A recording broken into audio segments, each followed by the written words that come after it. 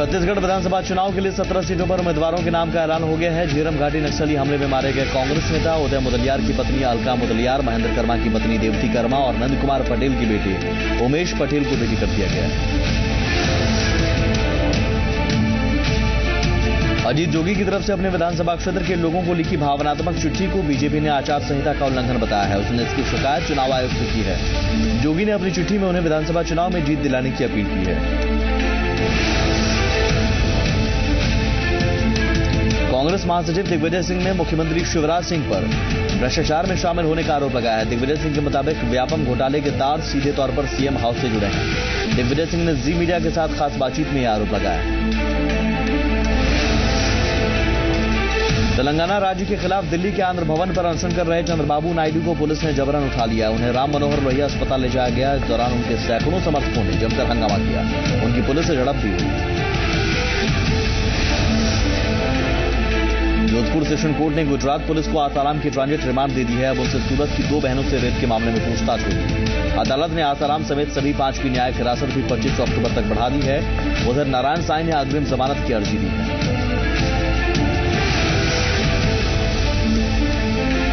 आंध्र प्रदेश और ओडिशा पर फैलन तूफान का खतरा मंडरा रहा है। दोनों राज्यों में आर्मी और एनडीआरएफ मुस्तैद हैं। एयरफोर्स ने भी देश के 6 एयरबेस पर हवाई जहाजों को मदद के लिए तैयार रखा है।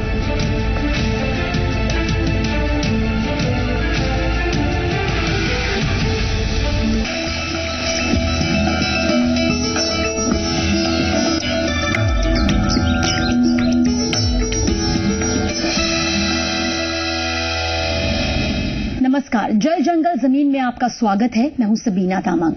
आज जल जंगल जमीन के जरिए हम आपको दिखाएंगे कि किस तरह छत्तीसगढ़ के बीजापुर जिले में लाल पानी ग्रामीणों और आदिवासियों को निगल रहा है। उनका सेहत बुरी तरह से बिगड़ता जा रहा है और बुरी नजर उनकी सेहत पर गड़ाए बैठा है ये लाल पानी। लेकिन अफसोस कि जिम्मेदार अधिकारियों को कोई फर्क नहीं पड़ता। आइए शुरू करते हैं सफर को और बताते हैं कि इस बार हमारी टीम ने कहां का जायजा लिया और क्या कुछ सामने आया।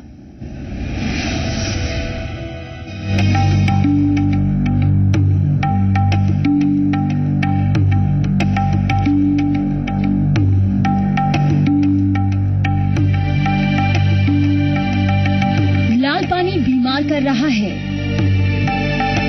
लाल पानी मौत के घाट उतार रहा है। लाल पानी रुला रहा है। देखिए इस गंदे पानी को। कहते हैं पानी का एक बूंद भी बेहद कीमती होता है, लेकिन यहाँ बहने वाली नदी और इसका गंदा लाल पानी गांव वालों की जिंदगी उनसे छीन रहा है। उनके बच्चों के भविष्य को अंधेरे में धकेल रहा है। साफ शब्दों में कहें तो उनकी सेहत के साथ खिलवाड़ कर रहा है। हम बात कर रहे हैं छत्तीसगढ़ में मौजूद बीजापुर जिले की, जो पहले से ही नक्सल समस्या की मार झेल रहा है। लेकिन अब इस जिले की मुसीबतें और भी ज्यादा बढ़ गई हैं। जी हां, अब इस जिले के कई गांवों पर मौत का खतरा मंडरा रहा है। हम आपको डरा नहीं रहे, ना ही किसी तरह की सनसनी फैला रहे हैं, बल्कि उन ग्रामीणों की सच्चाई आपके सामने रख रहे हैं जो रोजाना इस लाल पानी की वजह से मौत का सामना करते हैं, जो हर दिन गंदगी में जिंदगी बिताने को मजबूर हैं। जल जंगल जमीन की टीम इस बार बीजापुर के कई गांव में पहुंची। बुनियादी सुविधाओं का अभाव तो दिखाई ही दिया, लेकिन इसके अलावा ये बहती हुई नदी भी नजर आई। पर अफसोस इस बात का हुआ कि अपनी प्यास बुझाने के लिए और रोजमर्रा के कामकाज के लिए ये लोग इसी गंदे पानी का इस्तेमाल करते हैं। और ये कभी कभार नहीं होता, बल्कि रोजाना इन्हें इसी पानी का इस्तेमाल करना पड़ता है। जल जंगल जमीन में आज हम आपको दिखाएंगे उन गांव की पूरी तस्वीर, सुनाएंगे उन्हीं की जुबानी उनका दर्द और बताएंगे कि किस तरह ये पानी इनके लिए जहर बनता जा रहा है। साथ ही जिम्मेदार अधिकारियों ने कितनी जिम्मेदारी निभाई ये भी आपके सामने रखेंगे, क्योंकि पिछड़ा इलाका होने का मतलब ये बिल्कुल नहीं कि सरकारी अमला अपनी जिम्मेदारी से मुंह मोड़ ले। तो कहीं मत जाइए, बने रहिए हमारे साथ।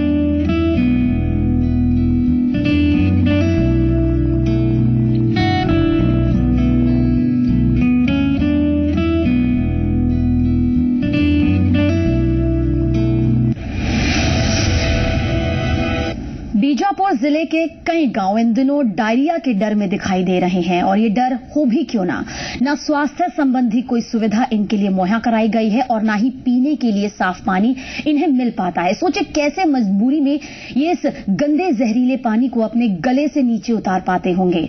आइए अब आपको बीजापुर के उन गांव की तरफ भी ले जाते हैं जहां रहने वाले ग्रामीण आदिवासी अपनी जुबानी हमें अपना दर्द बता रहे हैं।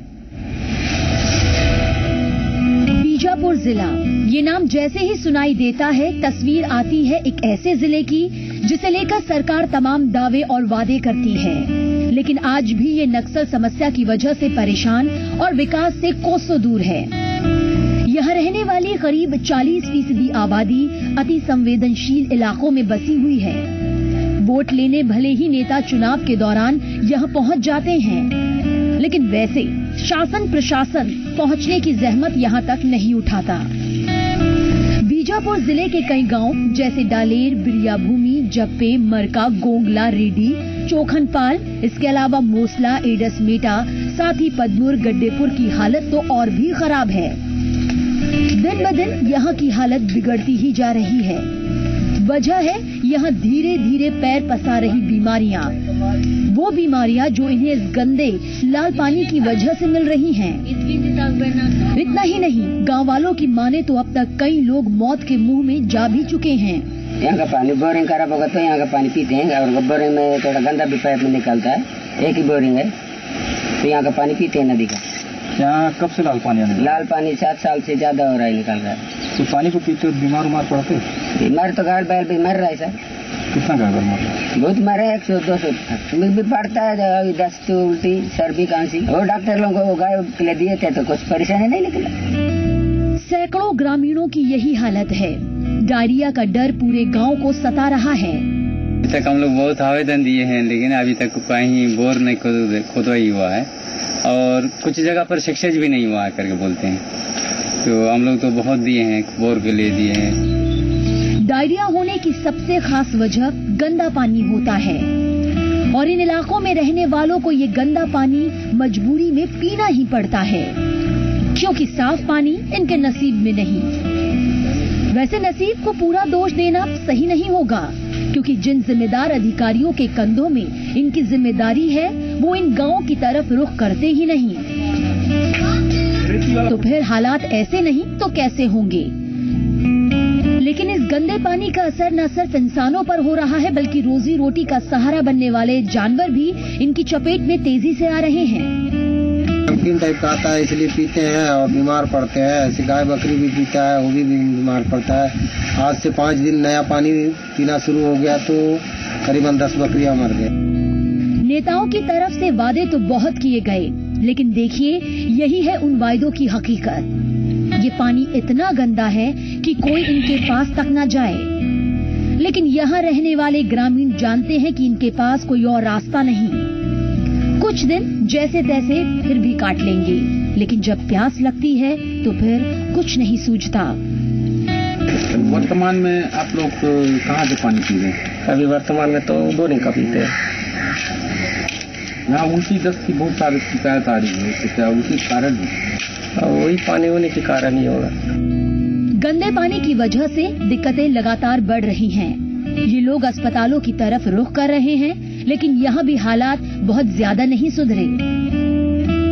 तो यहाँ लाए थे डॉक्टर? सर लाए थे सर, अभी डॉक्टर लोग बोले कि नहीं बीजापुर ले जाओ। मासूम हैं, नहीं जानते कि कैमरे में कैसे अपनी बात रखनी है, लेकिन जब हमने पूछा तो हिचकिचाते ही सही, लेकिन माना कि कैसे बहुत से लोग बीमार पड़े हैं। और कितना लोग बीमार है? बहुत लोग वहाँ बीमार, बहुत लोग। लगभग गिनती बताना, गिनती में बता, फिर भी 10, 20, 25 कितना लोग? बार बार विकास की बात करने वालों को ये तस्वीर एक बार नहीं बल्कि 100 बार देखनी चाहिए और सोचना चाहिए कि वो किस तरक्की की बात करते हैं, क्योंकि ये चेहरा वाकई दर्द देता है। बीजापुर से सतेंद्र पंत की रिपोर्ट, जी मीडिया। आप और हम सोच भी नहीं सकते इस गंदे लाल पानी को पीने की, लेकिन इन आदिवासियों को, वनवासियों को, स्थानीय निवासियों को पीना पड़ता है ये पानी। सामाजिक कार्यकर्ता वीरेंद्र पांडे जी इस वक्त हमारे साथ मौजूद हैं, उनसे जानेंगे कि ये समाज की कैसी तस्वीर है। वीरेंद्र जी, सबसे पहले बहुत बहुत स्वागत है आपका यहाँ पर। वीरेंद्र जी, हम आपसे जानना चाहेंगे, आपने समाज की कई तस्वीरों को देखा होगा, लेकिन ये तस्वीर वाकई कितना चौंकाती है कि आजादी के इतने सालों बाद भी आज भी जो आदिवासी हैं, वनवासी हैं, उन्हें इस तरह का गंदा पानी पीने को मजबूर होना पड़ता है। पानी आदमी की सबसे प्राथमिक आवश्यकता है। अगर कोई सरकार पिछले 65 सालों में, और जो भाजपा की सरकार पिछले 10 सालों से है, जो ढिंढोरा पीटती है कि छत्तीसगढ़ सबसे तेज प्रगति करता हुआ राज्य है, उनकी पोल इससे दिखाई पड़ जाती है कि अनेक गांवों में पिछले 2 महीने 3 महीने के दौरान 100 से अधिक मौतें गंदे पानी पीने के कारण, डायरिया होने के कारण हुई है। जो सरकार सबसे प्राथमिक आवश्यकता को पूरा नहीं कर सकती है, तो उसका तो रहना न रहना एक बराबर है। मुझे छत्तीसगढ़ में 2 समस्याएं दिखाई पड़ती हैं जी। एक बड़ी समस्या है भ्रष्टाचार। भ्रष्टाचार के कारण नाश होता है, लेकिन उससे बड़ी समस्या है नाकाबिलियत। यहां जो राजनीतिक नेतृत्व और प्रशासनिक नेतृत्व दोनों मेरे हिसाब से बहुत नाकाबिल नेतृत्व है। वीरेंद्र जी, ये बात बिल्कुल सही है कि भ्रष्टाचार है जिसकी वजह से इस तरह की तस्वीरें सामने आती है, क्योंकि योजनाएं तो बहुत बनती है, करोड़ों का बजट इनके लिए हर साल पास होता है, लाखों का बजट, लेकिन इन तक पहुंच नहीं पाता। बीच की जो कड़ी है उस तरफ ध्यान आखिर कौन देगा? क्योंकि हम कारण तो जान लेते हैं, लेकिन उपाय जानने की कोशिश नहीं करते। कोशिश यहां पर की जा रही है कि आखिर क्यों। इसीलिए मैंने वही बात आपको कही। हाँ। केवल भ्रष्टाचार मामला नहीं, भ्रष्टाचार से नुकसान होता है, लेकिन नाकाबिलियत से उससे ज्यादा नुकसान होता है। यहां पर दोनों बातें साथ साथ चल रही हैं। आप बस्तर की बात कर रही हैं, मेडिकल कॉलेज है राजधानी के अंदर जिसमें 150 डॉक्टर, और अगले साल से 200 डॉक्टर हर साल निकलेंगे। 2 दिन पहले 3 साल की बच्ची, बलात्कार की पीड़ित बच्ची थी, वो 7-9 घंटे शाम के रात के 3 बजे लाई गई और सुबह 9 बजे तक उसका किसी ने इलाज नहीं किया, जबकि 24 घंटे वहां पर आपातकालीन चिकित्सा की सुविधा है। इसके पहले राजनांदगांव क्षेत्र से एक बच्चा लाया गया था, बोधराम बेहरा राम का बच्चा, उसके आंख में लकड़ी का एक टुकड़ा चला गया था। इस मेडिकल कॉलेज में वो तड़पता रहा और तड़प के मर गया, किसी ने उसकी तरफ ध्यान नहीं दिया।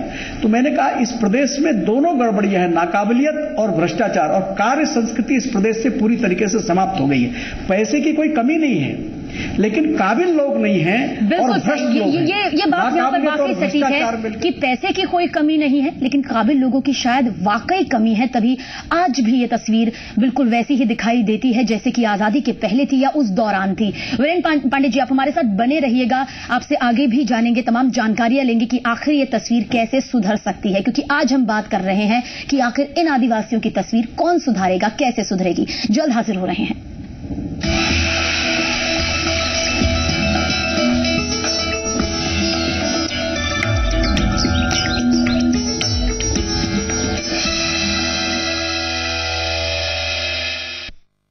प्रायोजक हैं विठोबा आयुर्वेदिक दंत मंजन, इसके गुण सब जानते हैं।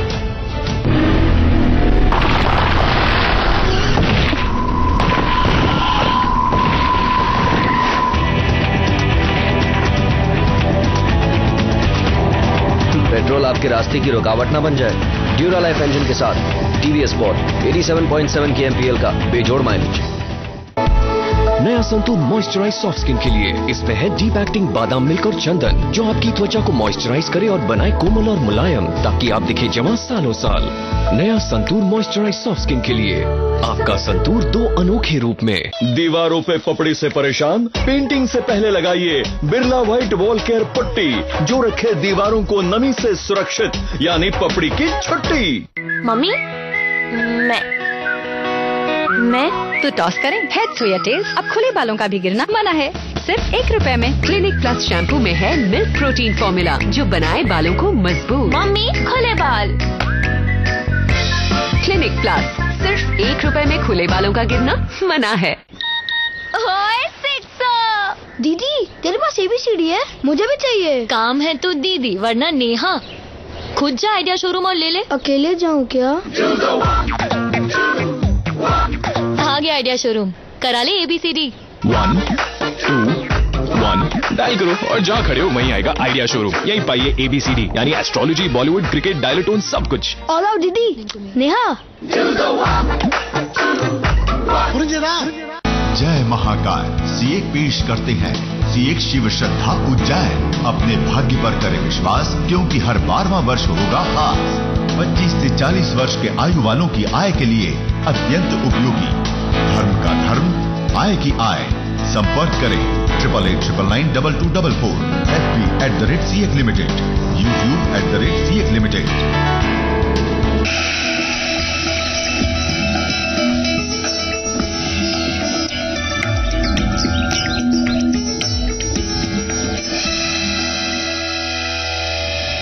तो जल जंगल जमीन के जरिए आज हम आपको बीजापुर के कई गांव की वो तस्वीर दिखा रहे हैं जो शायद सरकारी अमले ने भी देखी है, लेकिन नजरअंदाज का शिकार वो गांव खुद को महसूस करते हैं, झेल रही है। हमने आपको ग्रामीणों का दर्द उनकी जुबानी तो सुना दिया और उस लाल गंदे पानी की हकीकत भी बता दी, लेकिन क्या वाकई नेताओं और अधिकारियों को इन मासूमों की फिक्र है?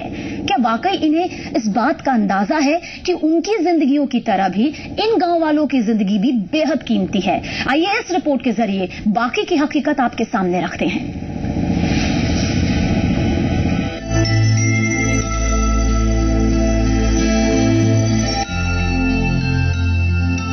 बीजापुर जिले में एक नहीं, दो नहीं, तीन नहीं, बल्कि कई गांव ऐसे हैं जहां रहने वाले ग्रामीणों को, आदिवासियों को योजनाओं का लाभ नहीं मिल पा रहा। डायरिया बीजापुर जिले के कई गांव में अपना डेरा जमाए बैठा है। हालांकि स्वास्थ्य विभाग अपनी तरफ से कोशिश जरूर कर रहा है, लेकिन अब भी कई इलाकों में स्वास्थ्य अमला नहीं पहुंचा। एक नहीं, कई गांव में गंदा पानी अपना कहर ढा रहा है, लेकिन जिम्मेदार अधिकारियों की नींद अब तक नहीं टूटी। पर सबसे जरूरी जो बात है वो यहाँ पानी साफ मुहैया करवाने को लेकर नजर आती है, क्योंकि इसकी वजह से ये मासूम लोग बीमारियों का शिकार हो रहे हैं। साफ पानी मुहैया न कराने की जिम्मेदारी कोई ले या न ले, लेकिन हाँ, सियासत खूब हो रही है। सैकड़ों के तादाद में ग्रामीणों की मौत दूषित पानी पीने से हुआ है। और दुर्भाग्य और अफसोस की बात है कि गृहग्राम भैरमगढ़ का विधायक और उसी विभाग का संसदीय सचिव होने के बाद भी गागड़ा जी ग्रामीणों को स्वच्छ जल और उनके इलाज समय पर कर दिए होते तो आज ये दिन देखने को नहीं मिलता। सब मालूम है, फिर भी ये नेता आवाज क्यों नहीं उठाते? हमारे पूछने पर ही क्यों इनका गुस्सा भड़कता है? क्यों ये विपक्ष को कोसने लगते हैं? शायद कैमरा है, जानते हैं जो कहेंगे रिकॉर्ड हो जाएगा। इन गांव वालों को ये गंदा पानी पीना ही पड़ता है, क्योंकि हैंडपंप तो यहाँ सिर्फ दिखावे के लिए ही लगे हैं, और अगर कभी इनसे पानी आ भी जाता है तो वो भी गंदा ही होता है। लेकिन स्वास्थ्य विभाग अपने आंकड़ों के मामले में अपनी पीठ थपथपाने से पीछे नहीं हटता। 18 तारीख को शाम को सूचना मिली तो 19 तारीख को वहाँ पे हमारी टीम गई थी। वहाँ पे 3 मृत्यु डायरिया से हुई है। ये 14, 15 और 18 सितंबर को, और 19 तारीख से हमारी टीम जाने के बाद से वहाँ पे कोई मृत्यु नहीं हुई। अब सुनिए गंदे पानी को लेकर इनका क्या कहना है। मुल्ला में अभी ऐसा नहीं है, वहाँ पे डायरिया वगैरह से मृत्यु नहीं हुई है। तो क्या कारण है सर कि ग्रामीण क्षेत्रों में ज्यादातर इस तरह की बीमारियां अब तक फैलता जा रहा है? एक तो अशुद्ध पानी का सेवन ही वैसे मूल कारण होता है। कई गाँव में हैंडपंप होने के बावजूद भी लोग मीडिया वगैरह का पानी पीते हैं, इसी कारण से ही डायरिया होता है। और ये जो गाँव है सभी बहुत दूरस्थ और दुर्गम और संवेदनशील क्षेत्र हैं, जहाँ पे जब गाँव में जाने के लिए नदी पार करके पैदल यात्रा करके ही पहुंचा जा सकता है। क्या इसी को कहते हैं जिम्मेदारी? आखिर कब तक जंगलों में बसने वाले इन ग्रामीणों और आदिवासियों पर सरकारी अमले की नजर जाएगी? अगर हम यहाँ तक पहुँच सकते हैं, इनका दर्द सामने ला सकते हैं, तो क्या उन नेताओं और अधिकारियों की जिम्मेदारी नहीं जिन पर ये आंख बंद करके विश्वास करते हैं? वो यहाँ पहुँचे और इनकी हालत को देखें। हर वक्त इसी उम्मीद में ये रहते हैं कि इन्हें भी विकास की तस्वीर एक ना एक दिन देखने को मिलेगी। ये भी साफ पानी से अपनी और अपनों की प्यास बुझा पाएंगे। बीजापुर से सतेंद्र पंत की रिपोर्ट, जी मीडिया।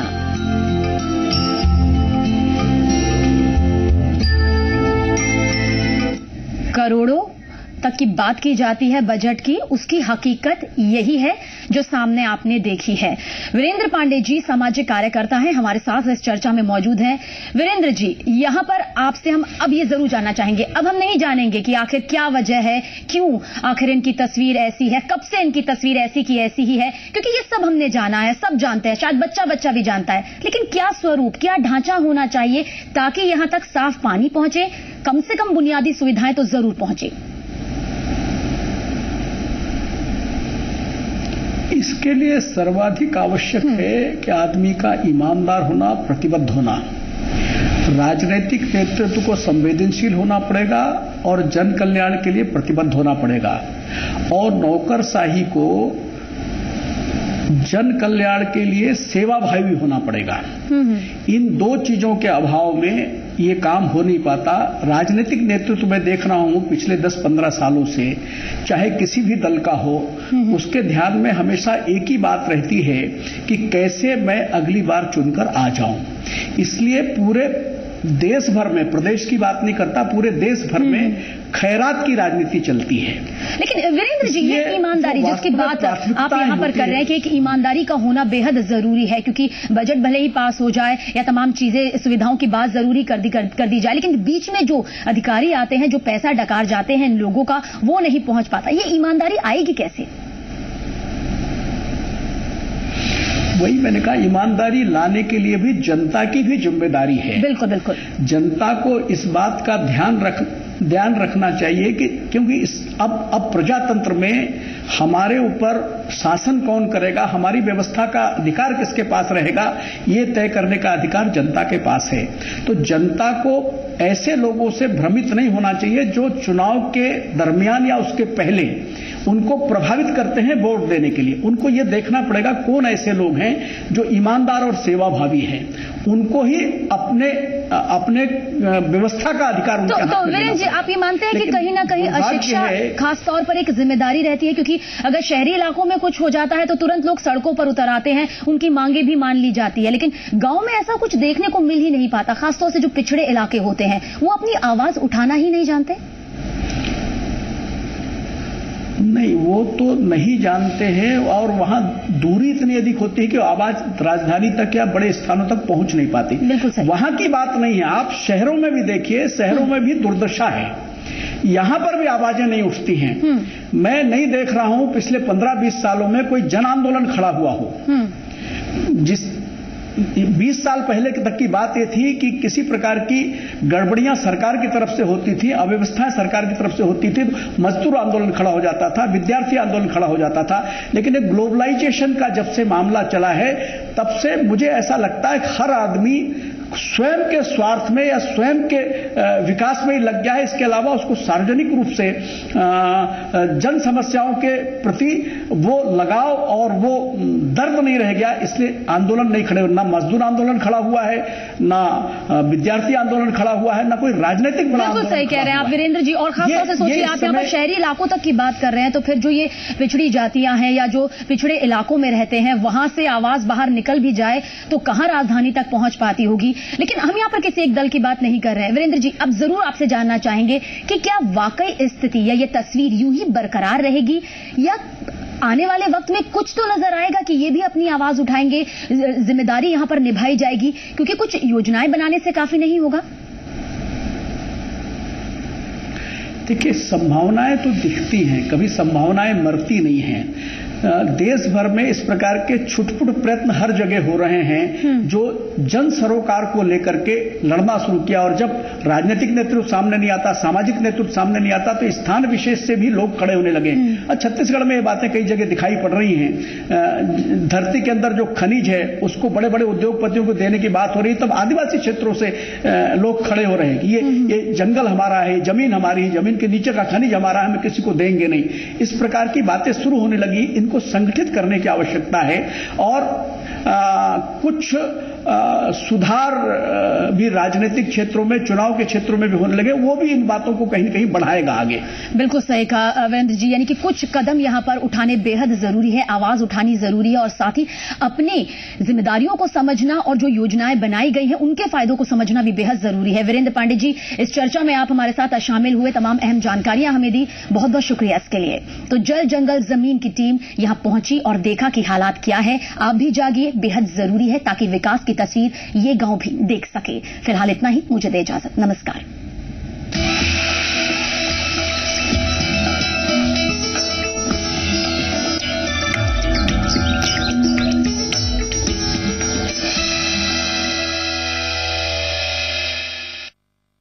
लंबे, रेशमी, मुलायम और मजबूत बालों के लिए vitro naturals aloe vera jojoba shampoo और हेयर क्रीम। विट्रो नेचुरल, जियो लाइफ नेचुरली। हाँ बेटा। नया स्कूटर, मैं टेस्ट ड्राइव ले सकता हूँ? अरे ज्यादा स्पेस, वेरी गुड। जुपिटर जी, ज्यादा कंफर्ट, वेरी गुड। ज्यादा ज्यादा ज्यादा ज्यादा ज्यादा ज्यादा फीचर्स। टेस्ट ड्राइव मिलेगा? हमने ऑलरेडी टेस्ट ड्राइव किया।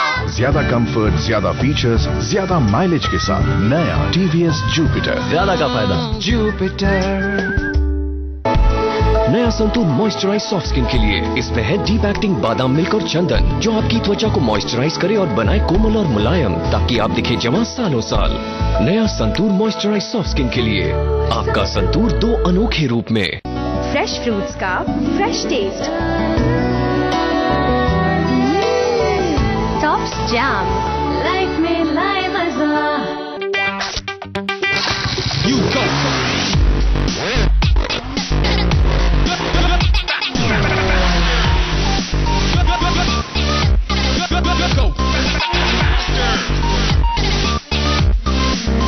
For the love of racing, Apache RTR 180.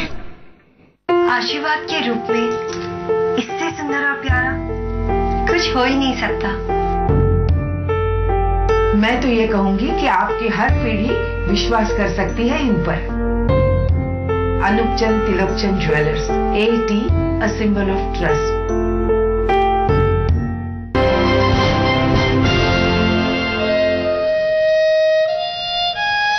Sanchi यानी सांचा, पत्थरों का ढांचा।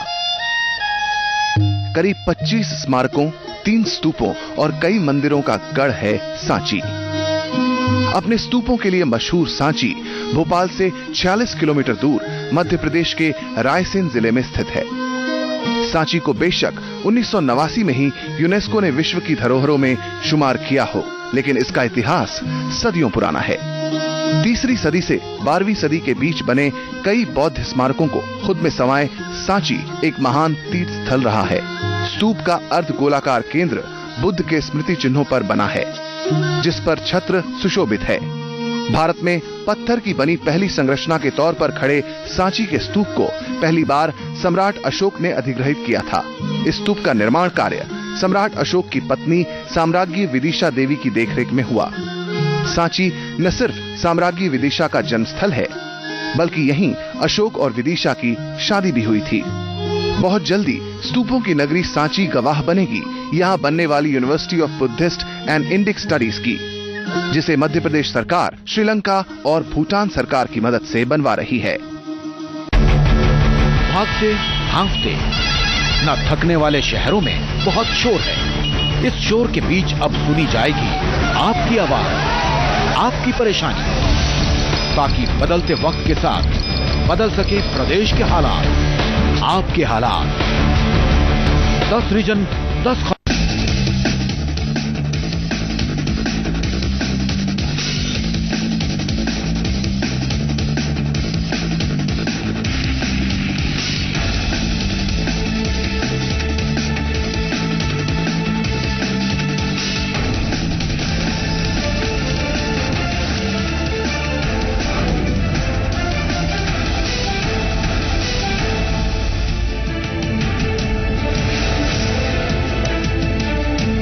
छत्तीसगढ़ विधानसभा चुनाव के लिए 17 सीटों पर उम्मीदवारों के नाम का ऐलान हो गया है। झीरम घाटी नक्सली हमले में मारे गए कांग्रेस नेता उदय मुदलियार की पत्नी अलका मुदलियार, महेंद्र कर्मा की पत्नी देवती कर्मा और नंद कुमार पटेल के बेटे उमेश पटेल को भी टिकट